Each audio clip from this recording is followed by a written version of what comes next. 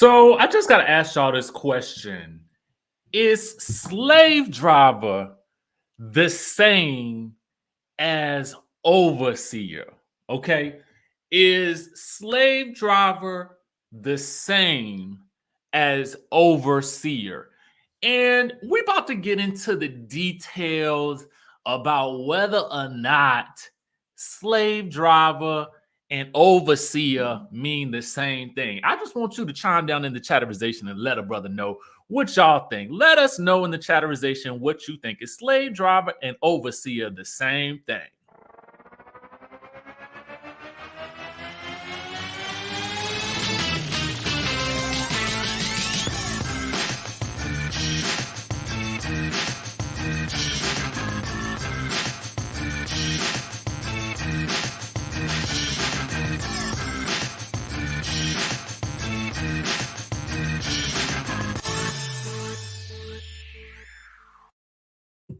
What's going on, Sky Squad? We back in the building. Sneak peek Saturday, y'all. Full effect. We about to talk about the Real Housewives of Potomac. Ashley and Candiace gets into it yet again. Okay. This whole argument is centered around Chris Bassett and Michael Darby. It gets good. The folks is at dinner. We're going to talk about it just a little bit on this good Saturday. I ain't going to hold y'all too long, okay? I ain't going to hold y'all too long. But we're going to talk about this little thing right here. Now, let me know in the chatterization where you guys are at. Now, a lot of you guys are saying that you feel like they're different. Some people said it's the same, okay? So we're going to talk about it. We got, who is in the building today? Philly is in the house, okay? Hey, Tish P. NYC in the building. Who else we got up in here? Hey, how you doing? Barbados in the building. We got Waynesboro in the building. Hey. Who else? The Shy is in the building. G8, baby. Who else we got up in here? Memphis, Chicago, Columbus, New Orleans, Houston, Savannah. Overseas is more like a supervisor. Okay.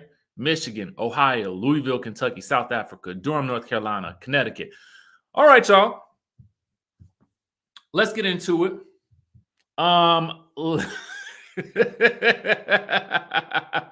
Rakisha says, well, if y'all go off Real Housewives understanding, then no, they want it to be word for word because Giselle said crumble, but Mia says she called Wendy weak, and that's not the same. We about to get into it. And we're going to talk about how it all relates. So if you guys head on over to bravotv.com, you guys will see a clip for tomorrow's episode wherein Chris Bassett is basically trying to express to Ashley Darby that he would really like to be on good terms with Michael. So this argument is coming from a good place, I believe. We get the Hicks World with a super chat who says, I just want to say thank you for your lives and posts. I had my wisdom teeth pulled yesterday and you keep me laughing so much. So I watched 2 times just today. Hey, man, come on now, watching it twice. We appreciate you. Thank you so much for the super chat, and we hope you get well soon. Trust me, I know how them wisdom teeth can be, baby. Oh, you better be glad it's not cold outside.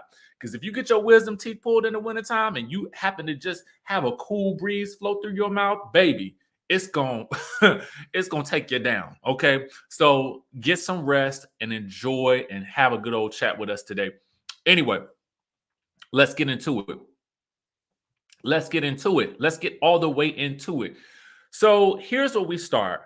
Everybody's at dinner. The whole cast is there. As you guys can see, Giselle and Robin did indeed make it to the couple's trip as the couple. Okay, just the 2 of them. I believe they're also going to get put in the same room together with some twin beds. So that'll be funny to watch. You know what I mean? Interestingly, when you watch this scene, Robin is on the phone just about the entire time. No telling who she's talking to, but it was just interesting to me to note that she was talking on the phone in the background.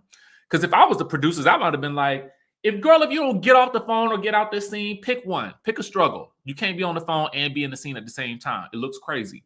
Anyway, so they're rehashing the scene from earlier where Candiace and Mia had been thrown that good lettuce on each other and on the floor and all that good stuff like that. And so Ashley is basically asking him, she says, so I have to ask you, Chris, how do you feel about what happened earlier today between Mia and Candiace? Did you want to come in and help and de-escalate the situation? Because quiet as is kept. I feel like when we saw the sneak peek from earlier that we talked about, I believe it was yesterday or the day before. Anyway, when we saw that sneak peek, he's just kind of sitting and chilling in the background. Now, I understand, I get it, because we've seen this on Married to Medicine. The men will sit back and let the women argue all up and through, but they will not get in it because it's just the code. You know what I'm saying? But to a certain degree, at some point, when you realize the screeching has gotten to a decibel level that is borderline disturbing, you might want to come in and just peek your head in and just make sure your wife okay. That's just what I'm saying. But anyway, Chris was basically like chilling in the background.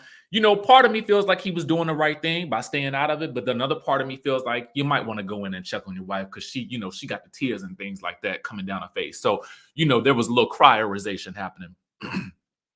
Anyway, so apparently Chris had done cussed Candiace out. Okay. He says, I did because I don't subscribe to that. Look, y'all gonna do what y'all do. You know, he said, G and I have not had a direct conversation, but we know, look, y'all gonna do what y'all gonna do, but we good over here, right? So then Mia chimes in and she's like, because you're a real man, Chris. And so then Chris says this, you know, he said, exactly, we're good. But I'll be honest, I would like to get to a place with Michael where I am with G, you know, where y'all can do y'all thing, y'all can go back and forth and annihilate each other. And Michael and I can be just like, look, it is what it is. So then Ashley comes back at him with this. She says, well, that's where you are. I mean, is it? Because last we saw they weren't really like that. But anyway, she says Michael just has opinions about how you are and how you control yourself, like how you do your daily life, like how you have strong opinions about how he lives his life and what he's done. So then Chris says this. He's like, I haven't said anything bad about Michael. But then Ashley says, well, you have. And then the producers kind of go back to one of the reunions where he's basically, you know, talks about how Michael disrespects the women on the show.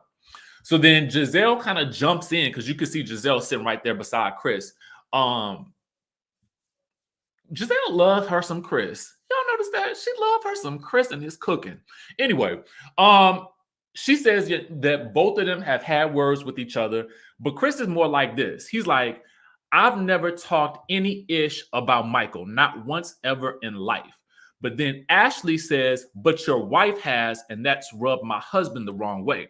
So then Chris is basically trying to say that issue is the main issue is between Ashley and Candiace. But then Candiace kind of pipes in and she's like, listen, and talks about how Michael has called Chris white trash. So then Ashley says, well, what do you say about him? You call him a slave driver. I'm pretty sure you did. So then Candiace says, I have never referred to Michael as white trash. And so Ashley says, you did. You call him a slave driver. So that's when the producers flash back to this scene right here. They pick up the tweets betwixt Candiace and Ashley where, you know, Candiace had called Michael Darby the overseer, okay?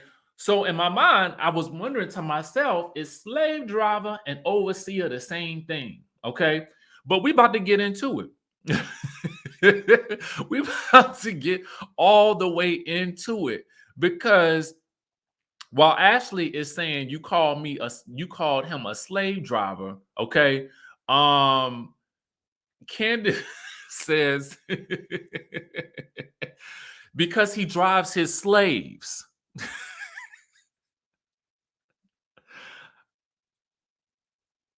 Listen, it ain't right. it ain't right. It ain't right. It ain't right. Cause see, just as we're about to try to determine whether overseer and slave driver are the same thing, Candiace chimes in with because he drives his slaves.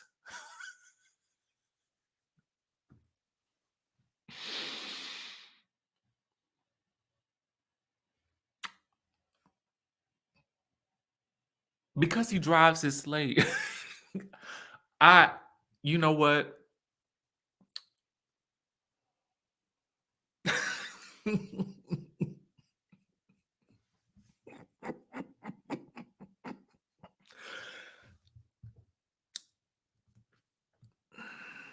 Oh Lord, I don't even.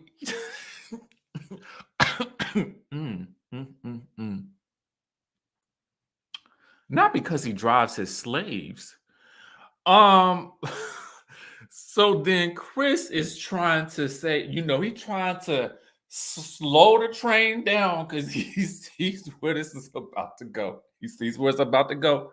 And then um, he says, I want you to stop right now. And so then Ashley says, so you calling me a slave? B, you can't get it straight to save your life. And then she said, cock your little eyelash sideways. Yeah, go ahead. Oh God. It was this is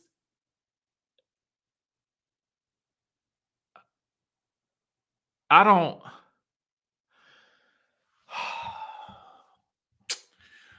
whenever you get into I think what is funny to me is the audacity of it all. It is like, did you really just say that? Even as we are trying to di- as we are trying to move away from the slave conversation, for her to say because he drives his slaves, I just don't understand. And it's so uncomfortable. It just makes me, I don't really even know what to say. I don't know what to say. I don't know what to say about it because it trivializes the actual idea and the reality that there was a time in this country where that was legal, and it is horrific. So it just is kind of like, I know she was going for the read there, but it was kind of like somebody, it's like she overshoots her reads, her attempts at reading. It was an overshoot. It was an overshoot.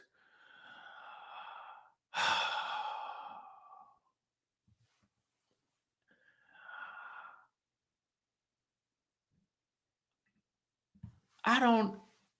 Leandra says, how does Candace complain about colorism but continues to throw racist rhetoric at Ashley, who is a black woman, make it make sense? Thank you, Leandra, for that super chat. Miss Sandra says, Candace just had an Underground Railroad moment. It to me, it's it's the audacity of it all. And I think, Yolanda, the thing about it is this. It's I think, Yolanda says this TV, Candace is playing her role. I think there is a point where you overplay the role. You overshoot the shot. You know what I'm saying? And it goes from a read to cringe. Okay? And this is one of those cringe moments. It was very nuanced, but it's cringed. Okay? And it's just funny to me because I don't think she realizes when she's overshooting her shot. It's just like, oh my God, girl, you just. And I'll be trying, y'all. I'll be trying my hardest to be objective because I feel like it makes for a better review when I can be as objective as possible. But it just be like, you just, oh God, you just ain't gonna get it. But that's why I wanted to start this conversation off with asking y'all the question, is overseer and slave driver the same thing? Because as we see here, it kind of even doesn't, it kind of almost doesn't matter at this point, because at the end of the day, she kind of doubles down on, well, he's driving the slave. But I want to talk about it. Okay. Let's talk about where things go now. Okay. We got, thank you, Benjamin, for the super chat, who says Candace doesn't throw real shade. She's malicious, and that's the problem. So let's get even deeper into where things are now. Okay. So I saw this video floating around. I saw it on a couple of different sites, and apparently it's from Wendy Acefo's IG story after the reunion. And in the background, I'm going to play it first, and then we'll talk about it, because we're going to get into some things that happened at the reunion real quick.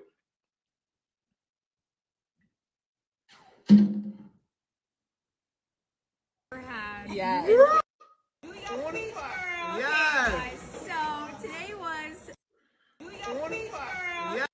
So did y'all hear the person in the background saying, "Do your speech, girl"? Thank you, Benjamin, for that super chat. Natty Spencer with another super chat. Thank you so much. Jen says, overseer is the job, slave driver is the job description. It ain't hard. Thank you for that super chat. So the person saying, "Do your speech, girl," people are saying that that's Candace in the background and that they were all at dinner together after the reunion. So today was the longest day that we've ever had. Yes. In the whole history of the Real Housewives of Potomac. Yes. Yep. But without a doubt, we brought it. Yes. All right, so just to take it back here before we talk about Escala, it makes you wonder if in fact that was Candace's voice, if in fact they did maybe make up at the reunion, maybe they hashed it out, or they, got to the other side of it. I would say that it would be nice to see that, because it's only so many seasons we can continue to see this beef between the two of them play out, and it's gotten to toxic levels before. And when it gets too toxic, I feel like it becomes less enjoyable to watch as time goes on, as we've seen with Real Housewives of Atlanta between like Portia and Kenya. It just has gotten so toxic. It was really nowhere else for the two of them to go. And now we get a chance to see, Kenya start off fresh, and then we get to see Portia start off fresh in her spinoff. I would like to see the two of them get to a place where they can start off fresh and go down a new path and really mean it this time, because as we've seen, it just continues to always come back around to going left, right? So we'll just have to see whether or not they actually made up or not. DT has a super chat. DT says, if a light-skinned woman said the same things that she says, she would have been off of the show. Thank you for that super chat, DT. I guess I would leave that up to you guys to decide that.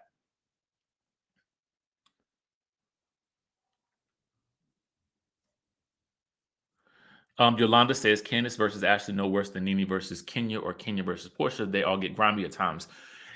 And again, Yolanda, the point is that when it does get to that grimy level, it doesn't become, at a certain point, how far can you keep going with that? Because you can only keep going lower and lower and lower and lower, and everybody has to keep going lower and lower. And again, it doesn't become, it becomes less enjoyable when it goes on for a very long time. And as we've seen, usually when it gets so bad, one of those people has to go. I mean, if you really look at it, look at the history. One of those people has left in each of those situations. With the Nene versus Kenya, with Kenya versus Portia, one of those people has usually left the series after it got so bad for whatever other reason might have been going on, but that's been also the case. If you really look at the history of it, Phaedra and Candy, it got so bad. I mean, it couldn't last no longer. And again, it makes the show less enjoyable, which is why Giselle and Karen seem to have an understanding that they need to be friends and foes and friends and enemies and frenemies. You know what I'm saying? Because when it goes to a certain point and it gets to a point of no return, then they can't film a show as a group anymore.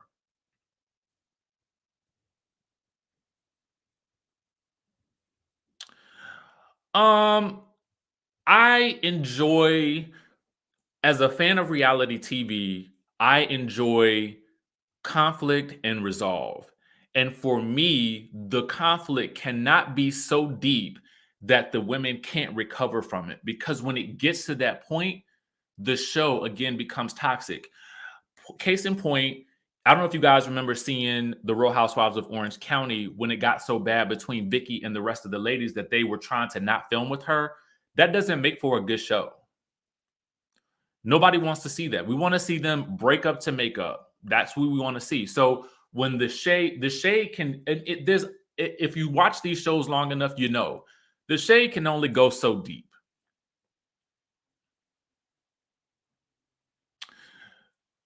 For whatever reason, the thing that stands out to me is Nene versus Sheree. They cut each other down. You talk about Rich, you need to get them teeth fixed, and Nene going, they're done, they're done, they're done. I mean, those are iconic moments, yes, and they was running each other down, but it was about their looks. It was about how much money they had. It was about who was rich and who not. You know what I'm saying? And that's why that scene is still so iconic, because it was literally the two of those titans going after, and I call them titans because I'm saying they're really, they're huge figures in the reality TV world, but they going at it, but we laughing along with them, right? When it gets to the point where we not laughing no more, and it becomes cringe, that's when it becomes toxic to watch and to even talk about. Iconic shade, yes.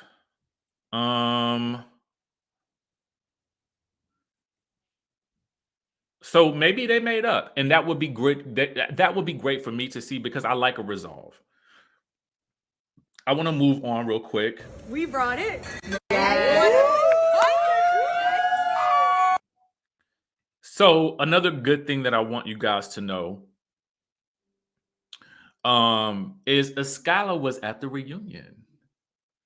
Yes, our baby Escala was at the reunion. I am super excited that she was there. I would really love if they had 8 housewives next season. We haven't had 8 housewives on the show since New York season 7, I believe. That's been the only other time we've had 8 housewives. And that was probably one of the best seasons of that show. And I just think that for season 7, you give us 8 housewives, similar to New York in season 7.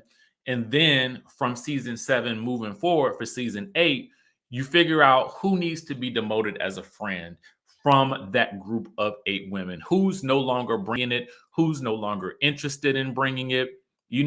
I just feel like I'm interested in Escala because I enjoy her perspective on things. She's very reasonable. She's fashionable. She's fly. And there's something I like about her. There's something I really like about her. And again, I would like for, again, Candiace and Ashley to be able to get it together, because I both feel like they do add value to the show in very different ways. They show something that we're not seeing on a lot of other housewife shows. So I want them to get it together. But oof, baby. Ugh. That slave comment was rough for me. JMW says Deep Space album is amazing. She needs training. I can see a long music career for her, but she needs to change. Yeah, I think at a certain point in time, you're going to have to determine what you want more out of life. Do you want that music career? Because that's going to cause you to have a different story. the Hicks world. Check Candy Gal Instagram story. That was her. Unfortunately, I believe I am blocked. You know, and I tell people all the time, I used to, when I used to host at AfterBuzz TV, and I used to review Real Housewives of Potomac. I actually, we interviewed Candace, and she was a sweetheart. She was such a sweetheart. So that is why I still remember that moment, and it may have just been a a fly by night moment for her because she was so busy doing interviews. But when I did that interview, I really liked her a lot, and I just still hold on to my memory of the girl that I met virtually when we interviewed her. So I still try to have some semblance of hope for her to be as great as I'm hoping that she can be. That's it. And I read a comment yesterday, and then I'm gonna get off the line for y'all. But somebody said to me, the problem that I have with Richie is that he straddles the fence, or that he tries to walk a line. And the comment also says, scared money don't make money. And my comment back to that person was this: I do my commentary and I like to do it live because I like to see your views as well as mine. And your views aren't always the same as mine, which allows me to also look at things from a different perspective. I'm doing this to grow as a person and to learn more and to investigate the world of reality TV and the characters that we see in them. And I do it with a community of people who are equally as invested as me. I do not sit here and dole out judgments on people and act as if I am always in the right with what I think. So I'm not straddling a fence. I'm simply willing to be open enough to look at two different perspectives to see and try to understand each perspective as it comes across on the screen. Sometimes I will never understand another person's perspective, and that's okay too. And I'll say that when I feel like it. But for me, ain't nothing. I don't fear anything. I enjoy this perspective that I have, and I enjoy being this open. And to me, there is no fear in me being authentic in that. That's just who I am, and that's not going to change.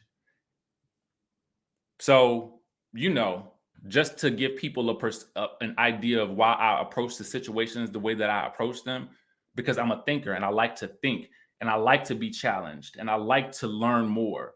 And my way ain't always the right way, but sometimes it might be. Okay.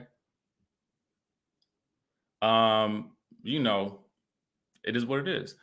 Toya says, so Candace is married to a white guy who, according to Dottie, lives off Candace's money. Yes, she calls Michael a slave driver. Make it make sense. Toya, that's a very you make a very good point there, Toya. Okay. Speak Sister says Candace is sweet, and so is Kenya. Anyone can be pushed too far.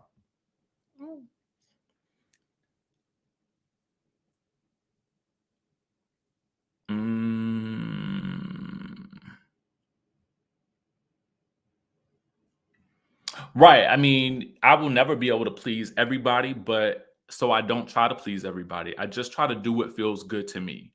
And I feel like as long as I'm doing what feels good, then I'm always going in the right direction. And my tribe will continue to find me.